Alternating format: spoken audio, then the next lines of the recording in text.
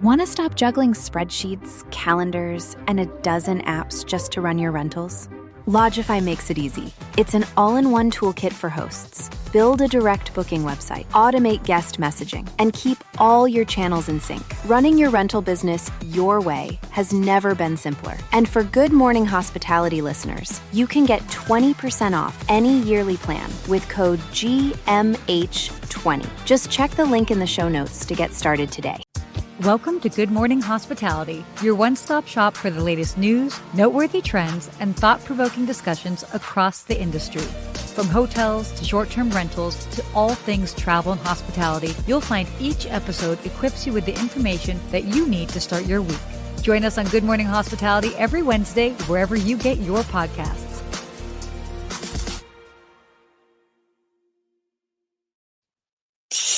Hello, Sarah. Good morning, Steve. I feel like we're like, what's the hen's been let out of the hen house. We got no producers today, no one Oh my gosh. in charge of us. They've let us run wild. Yeah, you guys better come at us with your comments and everything because we have no babysitter today. We are literally like, I'm pushing the buttons on the back, hoping that everything works. So Steve is producing the show. I just showed up.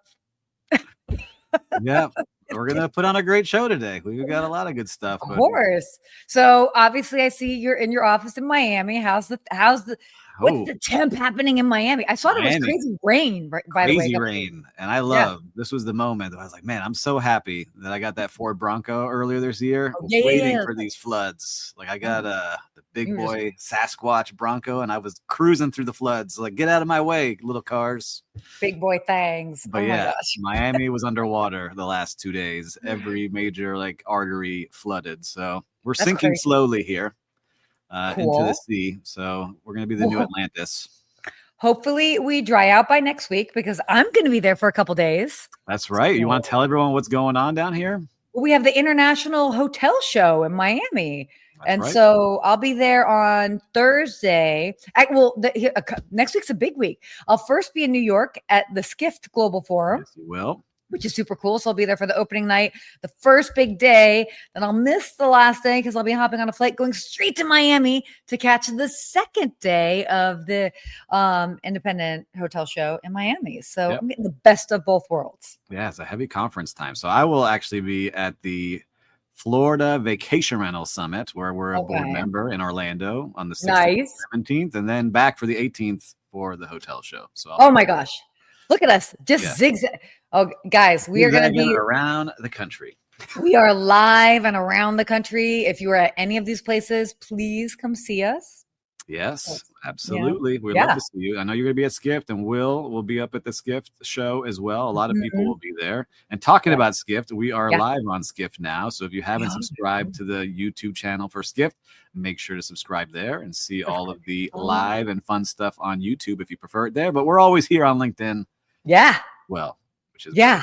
So, I wanted to quickly, so I'm back, as those that can recognize, I'm back in my home office, but I was just in Las Vegas for the past couple of days. And I have to say, because we've talked about it, we've seen it in the news, like, tourism and all of this in Vegas. And you know what, to be fair, I wasn't in any of the main casinos, like on the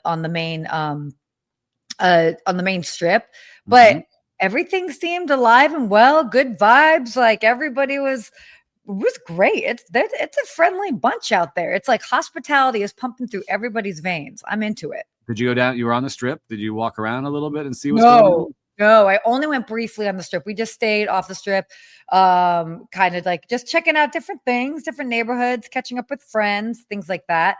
I was there with my mom and so it was great. But I swear to you, every single place we went into, every restaurant, all that, people were just like genuinely friendly.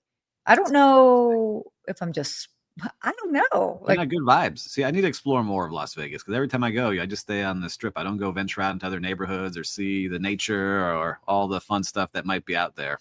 I know you're a big hiker. Were you hiking and doing all those things there too? We didn't. We were about to go to Red Rock. It's a hair warm. I didn't want to be making my mom do all that. I was like, I would like you to survive a couple more months here. Can we, more than a couple more months? So, maybe another time when it's a little bit more reasonable, because it's, it's a cool 89 at night, Yeah. I mean, in the desert. Yeah. Yeah. But that desert heat, and that it's very different compared to that Miami humidity. Yeah, the jungle heat down here. That's what I liked. I like the humidity. It's good for jungle heat. I like the jungle heat. Oh, crazy jungle heat. Oh my gosh. Well, we've got a fun show set up for today. I think we got a lot of great topics here. A lot of fun things. Should we jump into it? We got Victoria saying good morning. Hi, Victoria. Good morning. Where are you joining us from? Let us know. Yeah, absolutely. Let us know where you're watching for. Great to see you here, Victoria. All right. But let's get into our topics. That's why people come here. I don't think they come to see us. I feel like they're here for the news. You know, everybody just comes to see your pretty face. That's how that goes. Oh, thank you very much. You're like, yeah. You're like, yeah. Me? All right. Our first topic here. Thank you guys, by the way, for putting up with our little bit of silliness here. We could talk about hospitality news and still be lighthearted. So I hope that's what you're here for, because that's what we're dishing out. So our first topic here, I don't know how I feel about this, but the U.S. is tightening visa rules again. We talked about this last week. Things have changed even more. Expect even longer wait times.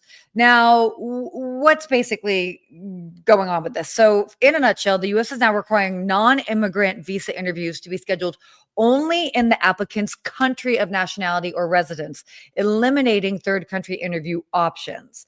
Waivers for in-person interviews have been largely revoked. And there are new or increased fees, like a $250 visa integrity fee. And a higher ESTA costs have also been introduced. So obviously with all of this, increased wait times, all of that. Interesting. Yeah. It's going to be interesting how this impacts hospitality. Like they're saying right now, hotels, airlines, convention centers that are really dependent on all this international travel, we're starting to see it creep lower and lower, and it's getting a little nerve-wracking for some businesses, and they're trying to figure out how to get more of that domestic travel built in and get some other countries coming and really, have some of those, local visitor and convention bureaus overdrive, right, to make sure their cities stand out, to say, hey, still come here. Like I know the ones in Miami, the GMCVB does a great job of trying to get big events here and making it a place that people want to come. Yeah. I'm curious to see kind of what happens with FIFA soccer coming up in 10 months, I think is when it is. So how's that going to be with all these visas and travel? Will be interesting to see when especially you have the world. LA. Yeah. When the world coming to the US. I know Miami has some games. LA has some games. I forget the other cities that have them, but it's interesting. That's actually a very good point. I didn't even think about FIFA. I mean, it hit me this morning as I was watching, because they were making some announcements here. Yeah. Tickets are on sale soon, and it's going to be. Well, I mean, that's supposed to be. I mean, I know, like, LA has been really looking forward to that, and obviously the Olympics. Our international travel. I don't know. I feel like, and I could totally be biased, but I feel like we're feeling it more in Los Angeles than maybe you guys might be in Miami. Obviously, you have a lot of international travel, but Miami is also such a great destination for so many Americans too. Yep. That I mean, it all depends on what you're looking at, but like, I feel like tourism is down really across the board in Los Angeles, for example, just with everything that was going on in there. To have that, I'm like, oh man, like what do we? It's going to be challenging. Yeah. Even this month, this September is historically the slowest month in South Florida, Miami, for hotels. Okay. Lowest ADR, is usually this time of year, but occupancy now is very low. Usually you could like lower the rate and then occupancy would kind of go up there, but occupancy levels are very low in a lot of hotels right now. So it's interesting to see, I'm sure it's tied to a lot of different things. So economy, it's not just visas, but we're going to be watching this. I'm curious what you all see out on the streets or at your hotel. Yeah. Whatever cities you're in. Are you seeing it much slower than it was supposed to be this time of year? Are you noticing less international travelers? Let us know here in the comments. We'd love to see what's really happening out there across the globe, because we have so many viewers watching from so many different places. Yeah, that's wild. Wow, the FIFA thing, wow, as you can see, it's like it's hitting me. I mean, these are real big numbers. These are real things. And Mhm. I mean, we see it so firsthand because we're in the hospitality space. But I know not everybody works in hospitality, and I think that they kind of turn a blind eye to it. And by the way, it's not just hotels. We're also talking about restaurants Yeah, and other restaurants, things. Like, cafes, stores, tour guides, all these yeah, things that are part of, people traveling. the ecosystem. But I mean, even to the everyday, American living in and around any of these big cities, I think if you're not working in hospitality, maybe it's not really in your face. I think you'll notice it when you go to to restaurants. So, obviously, I'm sure a lot of people listening to this are in the hospitality space. That makes sense. But if you've got friends that are in other businesses and they're like, maybe if they don't feel it or see it, tell them to start paying attention to the whole restaurant space. I know in LA, lots of places have closed. We Same do have here. some cool places that are opening, so somebody's working out something. But we've had some iconic places closed. That just like they can't. They're just not getting the business. So it's Interesting amazing. times. It's interesting Trickle down times. effect, that is for sure. That's for sure. But why don't we shift gears here and talk about I'm dying to say this all morning. Yotel Hotel Holiday Inn. I'm kidding. We're gonna talk about, guys, I'm so sorry. I will not pick Oh, up. Sarah, let's see the energy drink today. What do you have? I have Celsius Got her sparkling. fired up today. So we've got the Mhm. Yotel hotel brand. Yes, What are the they Yotel. doing, Sarah? So Yotel's hired a Marriott exec as their new CEO. So Mhm. this is big news. That's so. You're more familiar with the Yotel? I've actually never worked with Yotel Yeah. before, but I know you were just mentioning that before.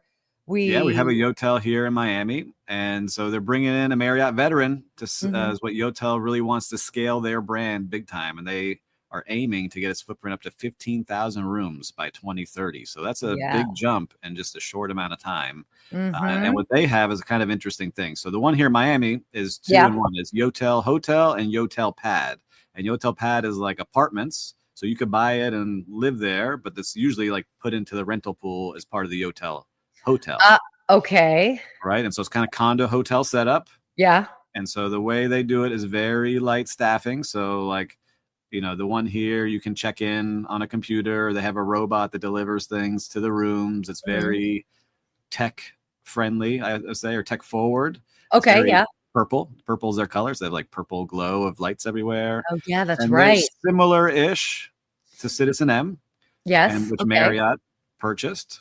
And so it's Sure. kind of that same mindset of micro hotel room, great common areas, and kind of giving service that way. And so the Yotel here has some cool areas to go in, but I think they got some work to do to catch up to Citizen M. Just looking at what they've got here. So it's interesting. Yeah, and so for those that are fans or know the players, it's Phil Andropoulos, who was a former Marriott exec. But it's interesting because I don't know that there's a Yotel near me here in LA. I know that they actually go by Yotel all the time on the west side when I'm in New York.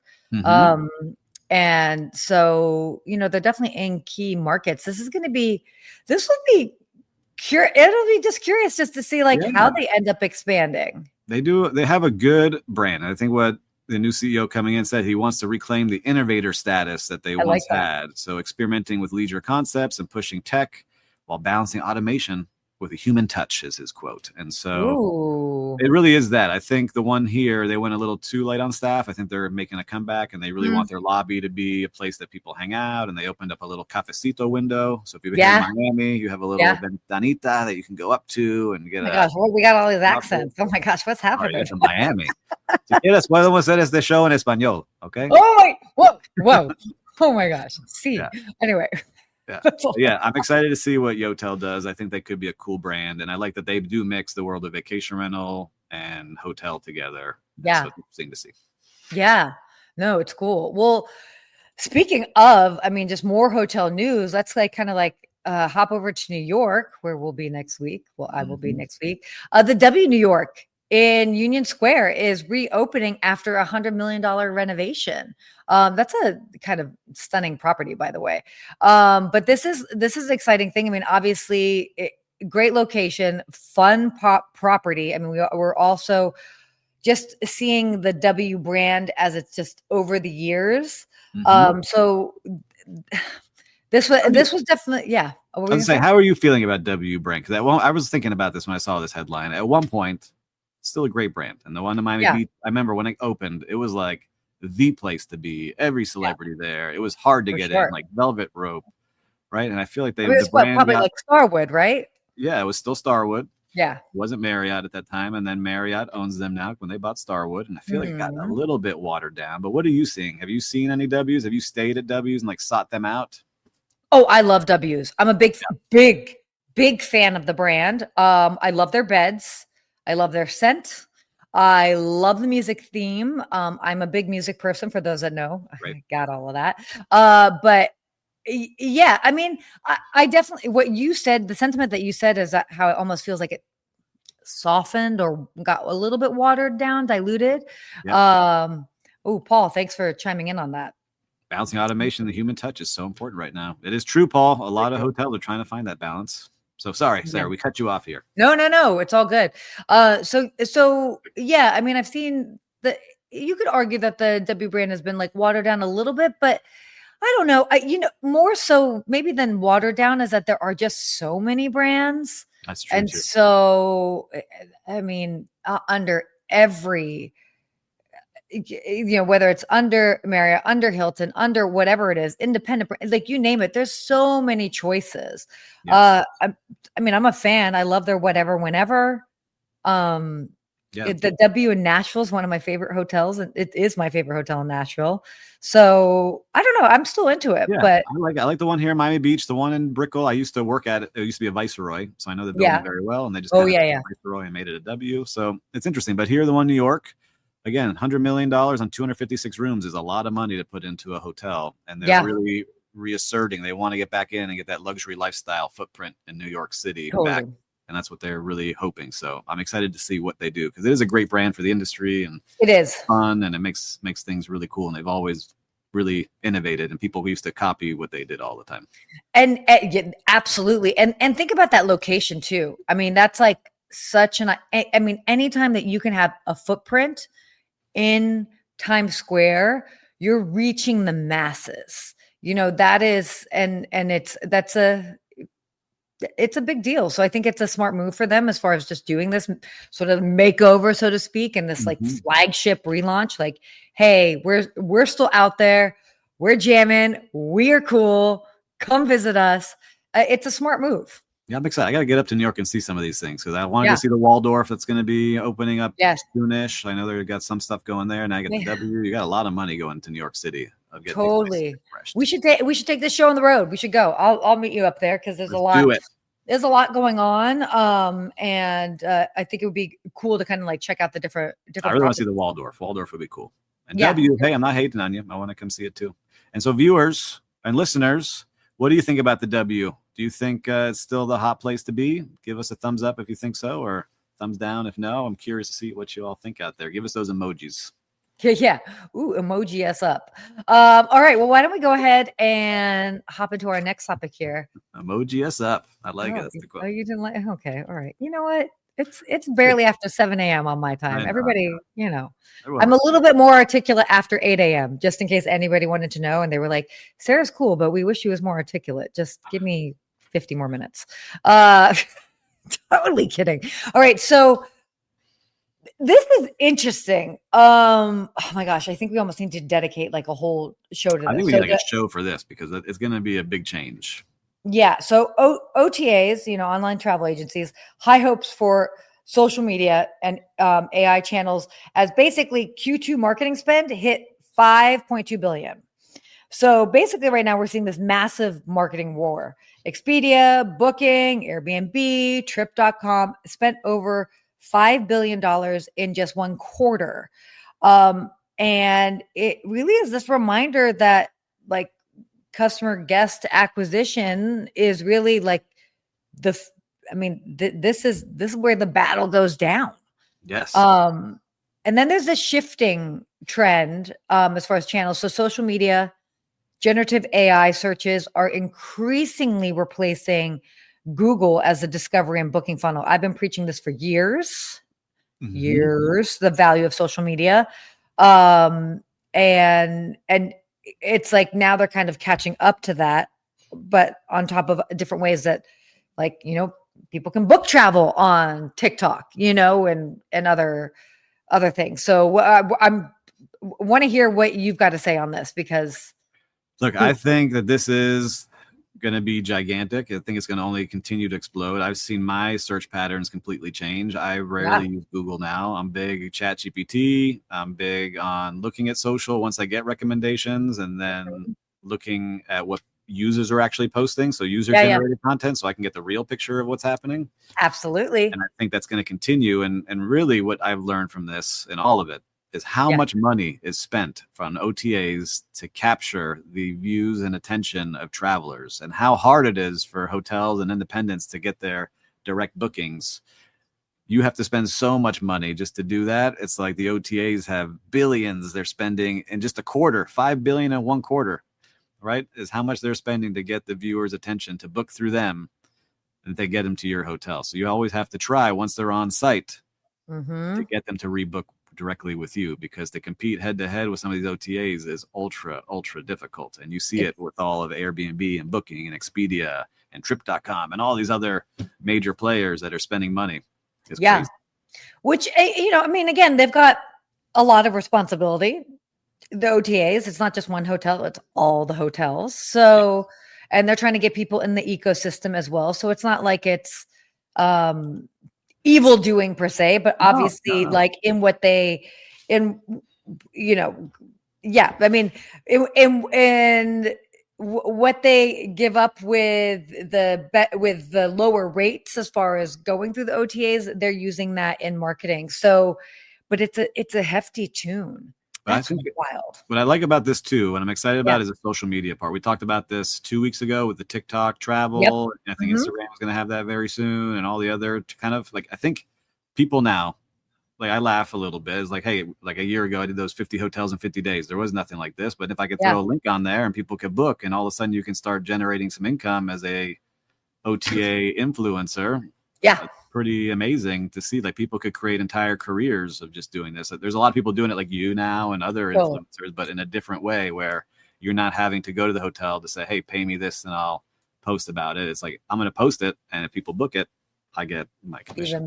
Even better. Yeah. No, and it's going to be great. It's like, I was looking at, fun fact, I was looking at building out something like this like 8 years ago. I didn't have the actual like work bandwidth. I was still at a hotel. I was running my brand. Like, I'm like, oh my gosh, how am I supposed to build a tech brand? But like, this has been, point is that this has been needed in the space for quite some time. And it's like, so it just took kind of like the right timing, the right connections, because again, it's like, what are you going to do? Build a third-party app, then you can white label something like Booking or this to get the actual quote unquote inventory. But then, it's like, then you need the user base. So, and it just makes sense for some place, like, obviously when you would build that out, and hope that something like an TikTok or an Instagram or, Meta would end up buying it. But I mean, that was the game plan for quite some time. So to see this come to fruition finally is great. I mean, I love it. I'm excited because, like, I was trying to Frankenstein it like you were, right? I was like, all right, I'm going to make this video. I have my affiliate link from Booking. I'm going to put that link in the bottom here, click the link, but then it wasn't trackable. I was like, all right, I'm going to go with Fora. I got my travel. You did? If you type in Fora, my face shows up. I got approved, and I was a travel agent, so I could get the AII IATA number. Yeah, so I had my IATA number, and I was trying to put it all together, but it was so hard. You still have an IATA number? Yeah, I still have it. Yeah. Oh my gosh, we need to talk after the show here. Okay, cool. No, I didn't know this. Yeah, I was trying to piece it together, but now if you have TikTok and hopefully the other channels, so you just post that video and link the hotel on the back end, and then you can be trackable. Like, oh, Steve and Sarah sent this many bookings to the W New York after talking about them today. Completely. Yup. Very much so. Yeah, that's definitely an interesting place to be in. But I mean, again, this is the future of it, and I think it's just going to grow and expand like exponentially, very, very, very quickly. So, A yeah, lot coming up, a lot, but we could do a lots. whole show on that. I know a lot of our viewers, like Paul Manzi, if you're still watching, I know we can't talk about where, but we're working on something that has a big day pass portal, right? And so it's just interesting to see like all these fun, interesting things out there that are popping off. Yeah, this is cool. So wait, why don't we go ahead? Because I'm looking at the time here. We got we two don't more have a producer. topics. We don't have a producer yelling at us to hurry up. I know. We're wild and crazy kids here. Okay, so this was interesting because I was just in Las Vegas, and we also just talked about Accor last week. So Accor is debuting in Las Vegas, which is huge. This is a big move. So basically, in late July, they basically partnered with Treasure Island, which is going to be rebranded under the Handwritten Collection, which is huge. This will be adding 2,800 rooms to Accor's portfolio, as well as being Accor's first Las Vegas property. And now it also makes it its largest hotel globally. So this is interesting because, and I actually love this topic because, I mean, Accor's certainly a larger known brand in Europe and other parts of the world than it is in the US, just because that's where they've been based. But they're really trying to target these sort of gateway cities in the United States to kind of start growing their brand and their visibility here. And this, I mean, I think it's a huge move. That's a big one. And one of their gateway cities in that article is Miami, where they're trying to launch a lot of their brands, which we love seeing here. Yes. But this one's big, right? Because like you said, you know, those mega hotels in Vegas, you walk into them, you're like, wow, this place is gigantic. And 2,800 rooms is a mega hotel. Yeah.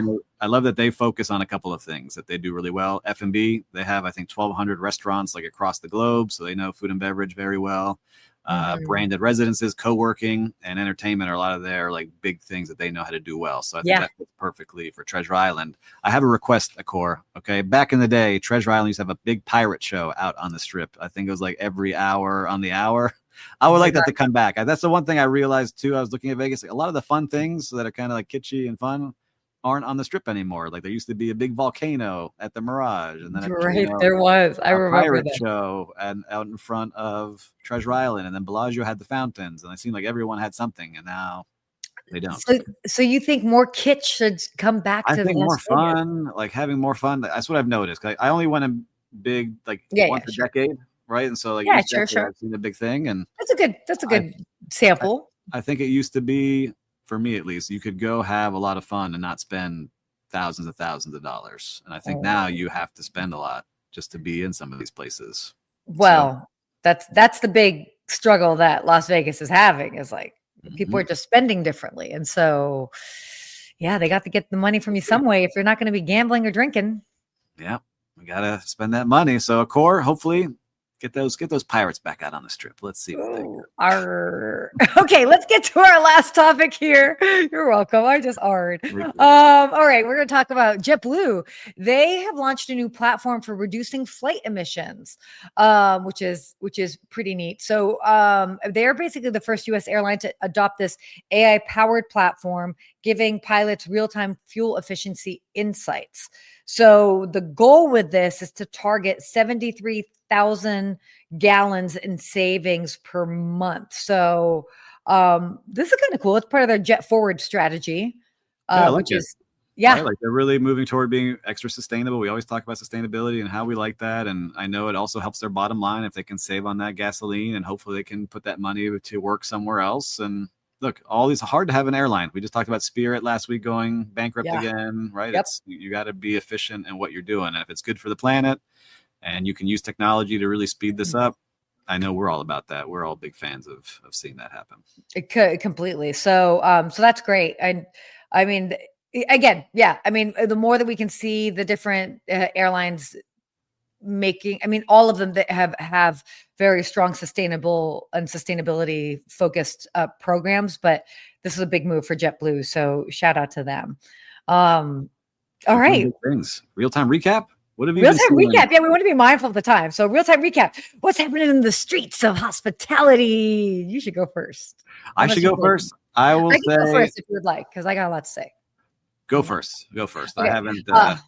Yeah, you formulate your thoughts. So, we were kind of talking about this ahead of time. So I was in Las Vegas for the past like 5-6 days, and I will say this: the hospitality spirit is alive and well there.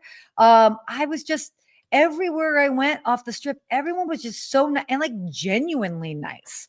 And the conversations we were having, I was with my mom, and we were just like meeting all these people, and it was this breath of fresh air to just have great hospitality in like a local like sandwich shop. And like we would go to the gym and like these types of places where I sometimes feel like that's lost in a little bit of some other big cities. And I'm traveling all the time. I'm always interacting with people. I'm pleasant 98% of the time. I mean, I'm human. I'm sure I'm 99. I might get a little like direct. That when I'm cranky, I'm direct. But it was just not like it felt good. And so I don't know. I want to kind of examine that a little bit more. Like, what are we missing in some of these other places where people are not? And by the way, all different generations, because I know that's a big thing that people, oh yeah, well, younger generations, like they're just glued to their phones and they don't know how to interact with people. And I'm like, I was seeing like 20-year-olds have amazing conversations with my mother. So like, I don't know, like what's going on, what's in the water there versus some of these other cities where people are just like, next, please. That. I don't know. Yes. I love it. I think it feels almost like Southern hospitality, but out in the desert is what it feels like. Yeah. A little bit. Yeah. When I was there, it was great service too. So for me, I'm always on this South Beach walking around, and I got to get a brand new hotel tour. So the Shelbourne here on Miami Beach is by Proper. So I'm going to be staying there for part of next week. Are you? Okay. Yes, you're going to have to come say hi. I'm a big fan. I just got a tour with Oliver, who's the director of sales and marketing there. Amazing. And they just opened. And man, their lobby spaces and their common areas are some of the nicest I've seen on the beach. And I wish I had a picture to share today. They have the nicest pool chairs I've ever seen. The cushion, no joke, is probably, I don't know, a foot high. It's squishy and beautiful. Yeah. And it looks great out there. And so they really revived this legendary hotel. So you'll be checking out the Shelbourne. Maybe we'll give you a little intro to Oliver and we'll come over there. Maybe we do a show from there or something. That'd be interesting. Yeah. Maybe we could do like I don't know. We'll figure out something. We should do something from there. So I think I'm going to be there at least like 2 nights. So we can talk about that afterwards. Love that you're bringing that up. So stay tuned. Stay tuned. That's the first thing I'm going to do is I'm going to go check out the pool chairs. The pool chairs. Think about that was my first job. I even told them, I was like, man, my first job was pool and beach attendant, and these cushions might be the best I've ever seen. These cushions are cushioning. All right, let's see if I know how to produce our show. Quote of the week. Oh, there it goes. Why don't you read it for us, Sarah? Okay, fine. Hospitality is present when something happens for you. It is absent when something happens to you. Our good friend Danny Meyer. For those that know him, obviously setting the table and all the other things. It's happening for you. We're thinking about you. We are anticipating you. We want something good for you. When it's happening to you, it's like more like you said, next order. Okay, here you go. Very transactional. Something so simple as the difference between the word for and to. I love that because I think it just right. It's for you. Right. Yeah. That's what I like about that.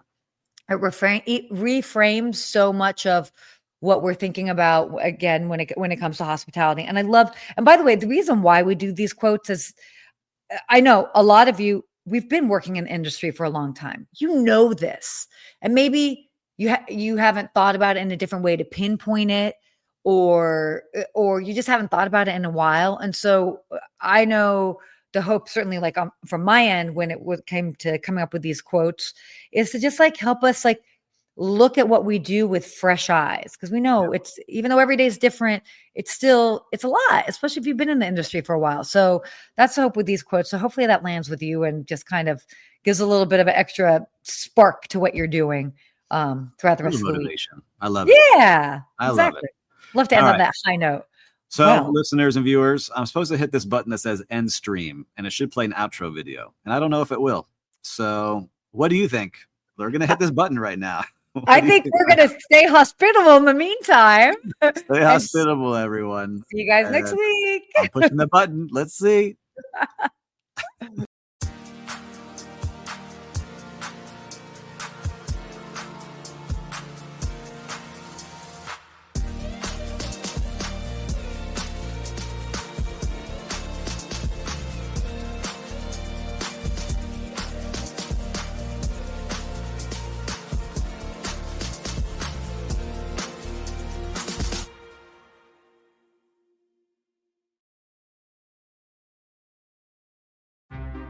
Want to stop juggling spreadsheets, calendars, and a dozen apps just to run your rentals? Lodgify makes it easy. It's an all-in-one toolkit for hosts. Build a direct booking website, automate guest messaging, and keep all your channels in sync. Running your rental business your way has never been simpler. And for Good Morning Hospitality listeners, you can get 20% off any yearly plan with code GMH20. Just check the link in the show notes to get started today.